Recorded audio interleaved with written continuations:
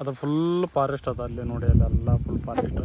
ಅಲ್ಲಿ ಮುಂದ್ಗಡೆ ಒಂದು 2 ಕಿಲೋಮೀಟ್ರ್ ಒಳಗಡೆ ಹೋದರೆ ನಮಗೆ ಶಿವಪುರ ಆಶ್ರಮ ಸಿಗುತ್ತೆ, ಶಿವಪುರ ಹಳ್ಳಿ ಸಿಗುತ್ತೆ. ಅದಾದಮೇಲೆ ಒಂದು 9 ಕಿಲೋಮೀಟ್ರ್ ದೂರ ಹೋದರೆ ಉಳಿವಿ ಸಿಗುತ್ತೆ. ಉಳಿವಿ ಚನ್ನಬಸವೇಶ್ವರ ದೇವಸ್ಥಾನಕ್ಕೆಲ್ಲ ಹೋಗ್ಬೋದು. ಇಲ್ಲಿ ಎಲ್ಲ ಬಿದಿರೆಲ್ಲ ಇದೆ. ಯಾವುದೋ ಒಂದು ಬೈಕ್ ಹೋಗ್ತಾ ಇದೆ, ನೋಡೋಣ.